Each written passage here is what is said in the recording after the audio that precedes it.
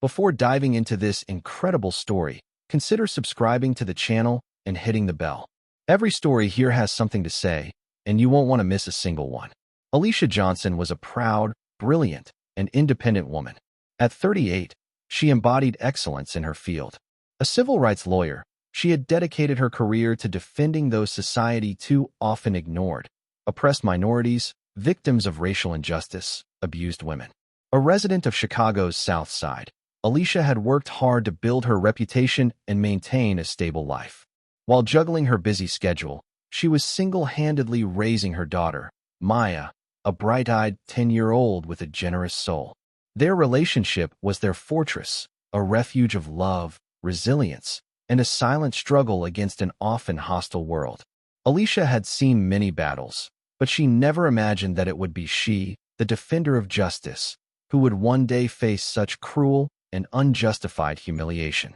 That Tuesday, Alicia woke early, getting Maya ready for school before heading downtown.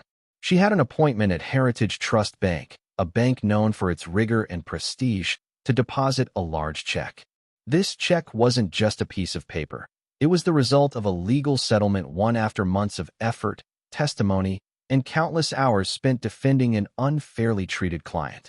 For Alicia, this deposit represented more than a financial transaction. It was a victory, a recognition.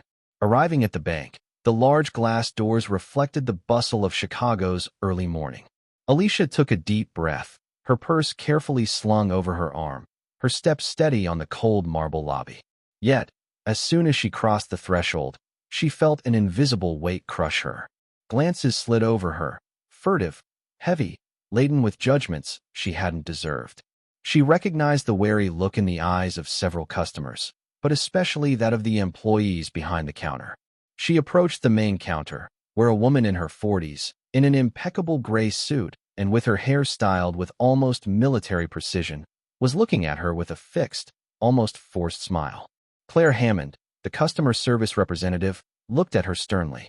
Alicia attempted a professional smile. "Hello, I'm here to deposit a check." Before she could even finish her sentence, Claire cut in sharply, boring her cold gaze into Alicia's. "Your ID, please." Alicia politely held out her driver's license and credit card, but Claire eyed them suspiciously. Without a word, she glanced quickly at the security guard at the entrance, a heavy-set man named Greg, with a grim face. "Ms. Johnson, I need to check something," she said in a sharp, almost authoritarian tone, before turning to Greg. "Keep an eye on her." Greg stepped forward slowly, crossed his arms, and followed Alicia's every move with almost menacing attention. At that precise moment, a knot of anxiety settled in Alicia's chest. She felt her heart pound, an unpleasant heat rising in her face, a mixture of shame, anger, and incomprehension. A few minutes passed, endless. Claire walked away and came back, her face hardened, her smile gone. "It appears this check is suspicious. We need to do further investigation."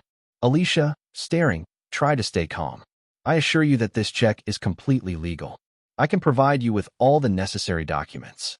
She asked to speak to a supervisor, someone who could understand her situation. But no one came. The security guard approached and, in an almost threatening tone, ordered her to stay where she was. The room began to fill with a low murmur. Customers whispered among themselves, some exchanging knowing glances, others averting their eyes to avoid meeting hers. Alicia felt shame wash over her, as if she had suddenly become transparent and exposed. Tears threatened to well up in her eyes, but she held back, clenching her fists to keep from giving in to the pain. Then, with a sharp burst, Claire cried out aloud, provoking a heavy silence. "You're trying to use a fake check, aren't you? We're going to have to call the police." That was the final blow. Alicia opened her mouth to protest, to explain, but before she could say a word, 2 police officers burst into the bank. One of them, cold and distant, addressed her bluntly. "Madam, please follow us." Alicia was escorted outside, under the curious and often hostile gaze of passers-by, her heart breaking a little more with every step.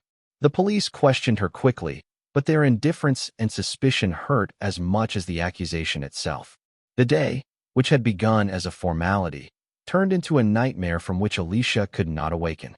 Yet, in this injustice, She would soon find the strength to rise again and transform her pain into an even greater struggle. This public humiliation didn't remain confined to the walls of the Heritage Trust Bank for long. As soon as the incident broke, witnesses' cell phones began filming, broadcasting, and sharing. Within hours, a video showing Alicia Johnson, a respected lawyer, humiliated and wrongly accused, made the rounds in Chicago. On social media, the hashtag Justice for Alicia began to gain momentum, accompanied by messages of support, anger, and solidarity. But behind this growing wave of support, Alicia herself was shattered. What hurt her most wasn't just the crass distrust or the looks of injustice she'd received. It was her daughter Maya's reaction. That same evening, after bringing Maya home, Alicia noticed her daughter's teary eyes. Maya, who was usually lively and full of energy, remained silent, as if frozen. "Mom, why did they arrest you?" the girl asked in a trembling voice. Alicia felt her heart clench. How could she explain to a child that the color of her skin, her appearance, or simply silly prejudices had been enough to transform her mother, a strong and respected woman, into a guilty person in the eyes of strangers? "That's because sometimes people make very serious mistakes, darling," Alicia whispered, hugging Maya. That night, Alicia lay awake long after Maya was asleep. She cried, letting out all the pain, the shame, the anger. But beneath those tears, a flame began to burn, a flame of rage, of determination. She would not let this injustice break her, nor tarnish her dignity. Early in the morning, Alicia made a firm decision. She contacted Marcus Lee, her best friend and trusted lawyer colleague, a man known for his integrity and unwavering commitment to fighting discrimination. When Marcus heard the story, he was shocked and indignant. "Alicia, this is unacceptable. We're going to fight, and I want it to the end. This bank must be held accountable for its actions."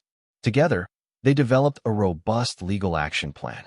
A lawsuit was filed against the Heritage Trust with clear accusations: racial discrimination, invasion of privacy, and defamation. They gathered witness statements, evidence, video of the incident, and testimonies from the clients present. But Alicia wanted to go far beyond a legal battle. Drawing on her years of experience in civil rights, she decided to transform her personal trauma into a collective struggle. She reached out to the media, giving poignant interviews in which she told not only her story, but also that of thousands of people who face similar, invisible, or trivialized discrimination every day. She wrote powerful articles for local and national newspapers, exposing not only the bank's abhorrent behavior, but also the deeply rooted racist system within its institutions. Her message was clear: this was not an isolated case, but a symptom of a much larger problem. To maximize the impact, Alicia organized a press conference where, before a crowd of journalists, she spoke out loudly for justice.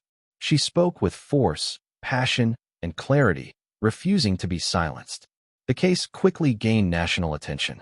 Organizations such as the NAACP, the American Civil Liberties Union, ACLU, and other civil rights groups offered their public and legal support. Solidarity demonstrations were held outside Heritage Trust offices in several U.S. cities. Under this media and public pressure, Heritage Trust was forced to react. Their initial attempt to downplay the incident was quickly overturned by the reality of the evidence and public anger. They were ultimately forced to issue a public apology, a belated and calculated move, but a first step that showed how much Alicia's strength had shaken their beliefs. For Alicia, it was confirmation that, even in the face of the most cruel injustice, dignity, courage, and solidarity could tip the scales. The public and media pressure on the Heritage Trust was such that management was forced to react quickly. CEO Richard Caldwell, a man in his 50s with a measured charisma, announced the launch of an internal investigation. Officially, he claimed to want to get to the bottom of everything about the events, but many remained skeptical, wondering if this investigation would be nothing more than a smokescreen.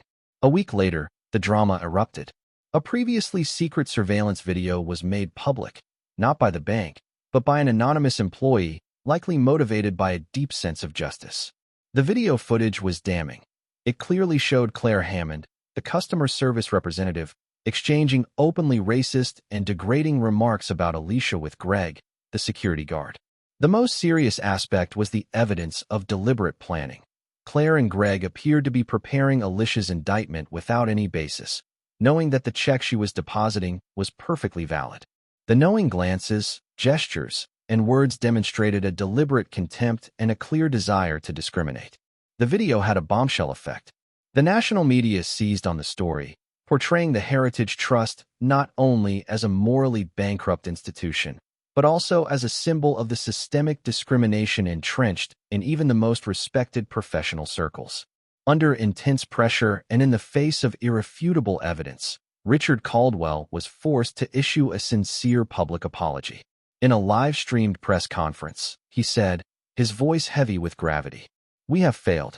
Heritage Trust has failed Ms. Alicia Johnson, its customers, and its employees. This behavior is unacceptable and does not reflect the values we claim to uphold." But words were no longer enough. To restore the bank's image, Caldwell announced several concrete and radical measures. Claire Hammond and Greg were immediately dismissed for serious misconduct. Moreover, the bank created an internal anti-discrimination committee, a body dedicated to training, raising awareness, and monitoring the bank's inclusion policy. And, in a historic turning point, Alicia Johnson was invited to lead this committee. This proposal, both symbolic and pragmatic, was a real springboard for her. Despite the pain of the ordeal, she accepted with determination. "I don't just want this bank to apologize," Alicia said in an exclusive interview. "I want it to change, to become an example. I want this experience to serve to build a fairer, more humane environment." The following months were intense. Alicia worked tirelessly, leading training sessions, meeting with teams, and establishing a sincere and sometimes difficult dialogue.